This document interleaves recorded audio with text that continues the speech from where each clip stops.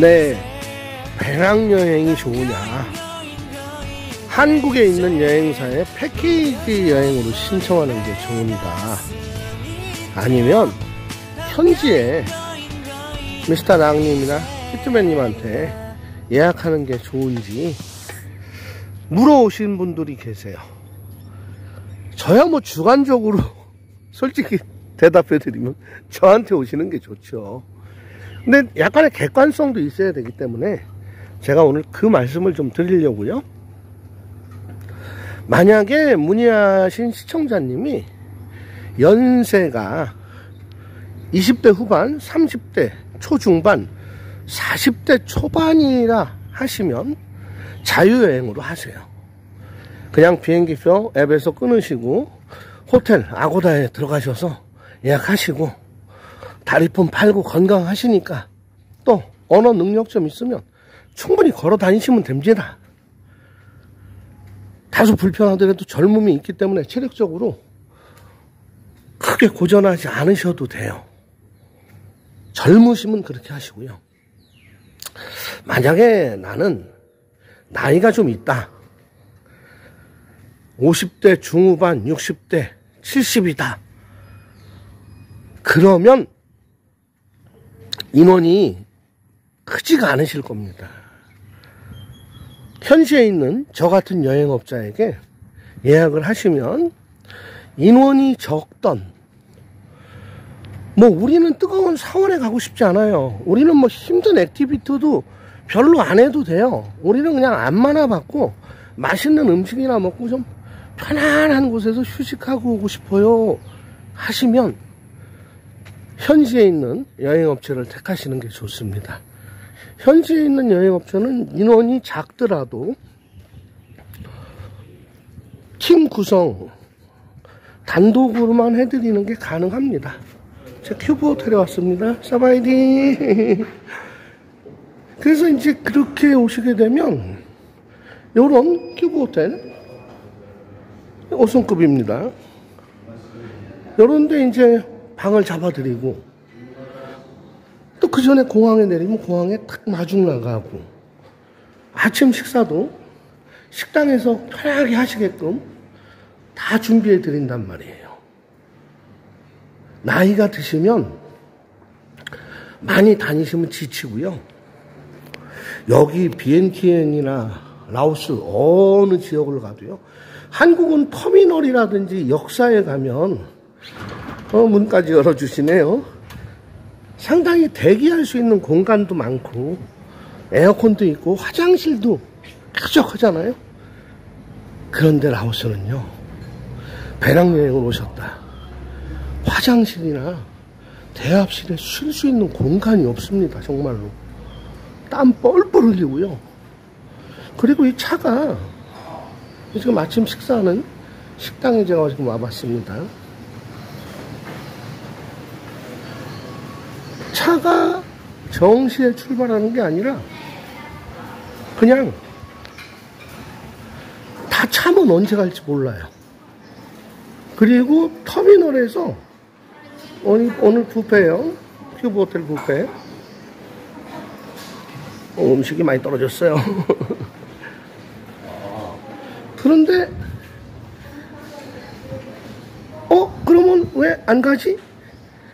근데 터미널에서 바로 출발하는 게 아니고요, 거기서 또 다른 데로 또 이동을 하셔요. 미니봉고차 타고. 그때 많이 더워요. 그래서 제가 연세 드셨으면 편안하게, 비용 조금 더 쓰시더라도 현지 여행업체에 맡겨서 오시면 원하시는 대로 해드려요. 자, 근데 만약에 한국에 있는 여행업체에 여행을 맡기시게 됐다, 그러면 인원이 작으면 출발을 못 시킵니다. 그 이유는 항공료 할인도 그렇고요, 현지에 있는 저희 같은 여행업자한테 손님을 넘겨보낼 때 인원이 적으면 추가 요금이 발생하거든요. 그래서 인원이 큰 그룹이 아닐 경우에는 저희 같은 현지 여행업자에게 의뢰해 주시는 게 훨씬 저는 나이 드신 여성 두 분이 지금 수영하고 계세요. 바로 이렇게 하실 수 있는 거란 말이에요. 근데 여행사 패키지로 왔다? 이렇게 못하죠. 왜? 이 시간에 벌써 출발해야 돼요. 단체 다 같이. 그리고 배낭여행으로 왔다? 근데 배낭여행 오시는 분들은 대부분 호텔을 좁은 데를 써요. 실속파. 아주 객실도 작고, 그런데 풀장이 없으니까 이런 시설을 이용을 하실 수가 없는 거죠. 그렇게 이렇게 보시면 좋은 것 같아요. 우리 옛날에 좀 편하게 다니는 사람들은 학교 다닐 때 노란 스쿨버스 타고 학교까지 가잖아요. 근데 조금 좀 어려운 환경에 계셨던 어린이들은 집에서 나와서 한참 걸어서 내려와서 버스 기다리고 갈아타고 땡볕에 그늘 같은데 나무 밑에 앉아있다가 학교까지 가는 여행도 크게 보시면 돼요. 배낭여행과 한국에 맡기는 패키지 여행, 한국에 맡기는 패키지 여행은 자유시간이 거의 없습니다. 일정과 약속된 것에 의해서 모든 게 맞춰져 있어요. 근데 이제 현지 저 같은 여행업체에 예약을 해서 오시면 일정을 원하시는 대로 조정이 가능하다는 거죠. 그리고 제가 지금 보여드리는 것처럼 라오스에 오셔서 자유여행 오신 분들이 차를 렌트를 하는데요. 차량 렌트할 때 차가요, 비엔티엔 시내만 머무르면 금액이 좀 현실적이고, 비엔티엔 시내를 벗어나 밤비행을 가고 루앙프라방을 가고 뭐 박세를 가고 시행쿠항 간다 그러면 차 안 빌려줍니다. 태국을 여행했던 분들은 비포장을 찾을 수 없으니까 너무 편하게 렌트카로 여행을 하셨었대요. 태국을 비엔티엔, 라오스 비엔티엔을 태국처럼 생각하시고 여기서 차를 빌리셔서 그렇게 여행을 한번 해보시겠다? 꿈도 못 꾸는 일입니다. 비엔티엔 벗어나면 특히 지금 우기잖아요. 너무 진흙길도 많고요. 비포장, 차 하체 다 고장나서 들어옵니다. 차 빌려가신 값보다 수리비를 몇 배를 더 물어주셔야 되는 일이 지금 현재 있어요. 그래서 비엔티엔에서 렌트카 계약할 때는요, 그게 있습니다. 조항이. 비엔티엔 시내에서만 쓰시는 금액의 조건에 이 금액에 드립니다. 단 비엔티엔 시내 시외 외곽을 나가게 됐을 땐 추가 요금 발생합니다. 그걸 어떻게 아느냐 물으시겠죠? 렌트카드는 GPS가 다 달려있어요. 위성 추적 장치가. 그래서 지금 이 차가 어디를 운행하고 있다는 걸 금방 알 수 있죠. 그래서 그런 것도 조심하셔야 되고요. 이 라오스 사람들은 또 운전을 할 때 보면, 한국은 서행하는 차들은 2차선, 3차선을 탑니다. 라오스는 서행하는 차가 1차선을 타고 계속 가요. 1차선으로 30km로 갑니다. 그러니까 2차선에 있던 차들이 1차선으로 진입도 안 되고, 또 3차선으로 나가려면 3차선은 또 좌회전하는 차들, 직진하는 차들이 혼합으로 같이 서 있어요. 그러다 보니까 운전하는데 정말 스트레스를 많이 받게 되고요. 라오스 사람들은 또 신호를 잘 안 넣고 갑자기 들어왔다가 딴청하거나, 어떤 경우에는 운행하고 가던 차가 갑자기 서서 핸드폰 기기 조작하고 있습니다. 그런 것들이 우리나라랑 판이하게 틀리다는 거. 그래서 제가 이제 여행 전문 유튜버도 하니까 한국 시청자님들이 이제 한국 여행사에 물어보기 좀 어려운 것들, 현지에 실질적으로 이루어지는 유흥 비용이라든지, 한국의 여행사에서는 그런 걸 잘 알 수도 없지만 안내하기도 나쁘거든요. 한국에서 그런 거 잘못 안내했다가는 성매매법에 저촉이 된단 말이에요. 저 역시도 조심합니다. 근데 여러 가지 질문을 막 던지십니다. 아가씨 얘기는 제가 좀 안 하려고 그래요, 지금. 뭐 얼마. 근데 저는 또 마음이 약하니까 세부적으로도 답변을 다 해드렸어요. 이분들 목적이 시쳇말로 간만 보신 것 같아요. 그 질문하시기 전에는 막 말을 빨리 하시고 카톡도 제때 보시다가 이야기 다 끝나고 용건 다 알아내셨나봐요. 며칠 동안, 일주일 동안, 열흘 동안 소식이 없어요. 그럴 때는 괜히 대답해드렸구나. 다음에 질문 오는 분이 피해를 입게 되시는 거죠. 다음에 그런 질문 오면 제가 좀 퉁명스럽게 나가거나 대답을 안 하는 경우가 나올 수가 있는 겁니다. 그래서 너무 물론 연구하고 시장 조사해서 오시는 건 좋지만 세부 계획에 탁 쓰시면 인원, 날짜, 비행기 티켓팅, 그리고 우리 컨셉을 뭐 한국의 여행사에 맡기자, 아니야 현지 여행업자에 맡기자, 아니면 그냥 우리끼리 한번 뭐 모터사이클 빌리고 한번 전기자전거 빌려서 다녀보자, 이거 딱 정해셔가지고 번복되지 않으실 때 문의해 주시고 예약을 해주시면 저도 굉장히 일이 편하죠.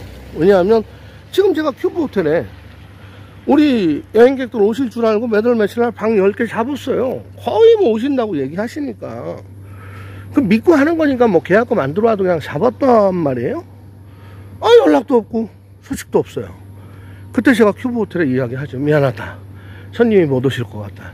그럼 여기서는 법변양 하지만 다음에 제가 예약을 요청할 때 미스터랑은 늘 실없는 소리 많이 하는 친구지 방을 안 줍니다. 그게 손해보는 게 여행업체들이 굉장한 리스크라는 거, 그런 것도 좀 알아주시면 좋을 것 같습니다.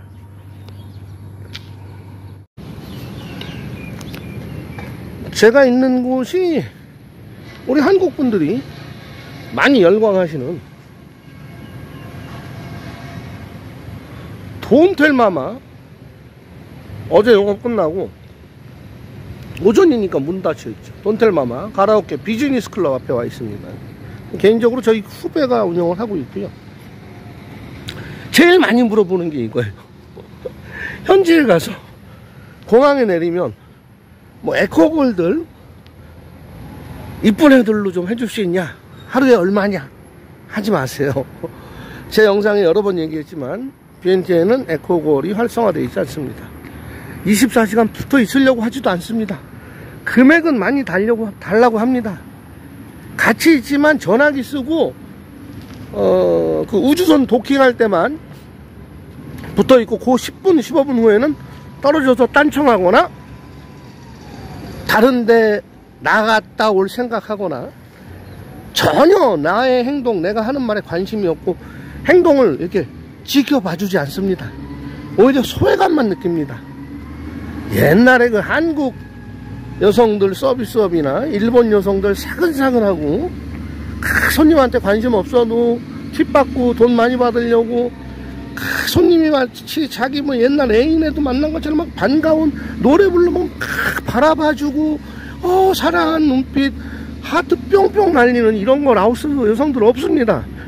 노래 부르면 노래 부르나 보다 하고 자기네들끼리 수다 떨거나 전화기 갖고 딴청합니다. 외톨이 된 듯한 기분 옵니다. 그리고 뭐 이런 데 와서 하루 즐기면 얼마입니까? 저 영상에 이야기하지 않습니다. 그냥 돌아다니는 정보에 의하면 뭐 길거리에서는 뭐 저렴하게 얼마, 길거리 맥주집에선 더 뭐 실속 있게 얼마, 어느 가라오케 가니까 뭐 얼마, 오셔서 직접 경험하세요. 그렇지만 저희 그 여행업체에서 어쩔 수 없이 손님들이 원해서 모시고 가서 가는 그런 유흥주점들은요 에러 없습니다. 거의 에러 없고요. 그냥 한국보다는 훨씬 저렴합니다. 한국 한 절반값. 오시면 그냥 저녁부터 아침까지 편안하게 옆에 있으면서 기분 좋게 해드립니다. 그냥 그렇게까지만 제가 답변 드릴 테니까 오셔서 저하고 투어를 같이 해보시거나 우리 동생 가이드들하고 여행 일정 나가보시면 바로 아실 수 있는 거를 자꾸 전화상으로나 카톡으로나 영상 댓글로 물어보시면 곤란합니다. 그런 것을 어떻게 대놓고 안내합니까? 지금 웬만한 여행업체들이 여기 현지에 호텔비가 얼마고 식사가 얼마고 밤여행 가서 액티비티 즐기는 게 얼마입니까 해서 그 홈페이지에 나와 있는 외형적인 금액만 안내되어 있는 상태에서 인원수에 따라서, 날짜에 따라서, 고객 취향에 따라서 달라지는 커스트 요금을 제 마음대로 잘못 이야기했다가는 BNT 안에 종사하시는 여러분들한테 타켓이 될 수 있습니다. 그래서 그건 직접 오셔서 하시고요. 제가 오늘 이 말씀을 드리는 거는 그간에 그런 질문이 정말 많았어요. 그러니까 배낭여행 20%, 패키지 여행 30%, 현지 여행업에 한 30%, 80% 믹스하는 거에 20%는 개별 자유시간, 이런 여행 패턴을 많이 물어오셨는데요. 그게 상당히 힘든 겁니다. 왜냐하면은 호텔은 우리 시청자님이 다 정해놓고, 교통편도 다 정해놓고, 식당도 어디 몇 군데 가게 해달라고 다 정해놓고, 우리 가이드만 내보내달라. 그러면 그럴 땐 가이드가 보통 하루에 일비 150불에서 200불 받고 나가야 된단 말이에요. 자기 밥값하고 자기 수고비하고. 근데 그 금액을 4일 동안 그러면 150불씩 610불 안내비 주세요. 그러면 뭐 그렇게 비싸냐고 또 안 하신다고 그래요. 근데 한국 사람이 여기서 하루 한국에서 생활하면서 뭐 일일 근로를 나가도 하루에 13만원에서 15만원, 기술이 있으면 20만원도 넘게 받는 것으로 알고 있는데, 여기 가이드들은 거의 전문직이거든요.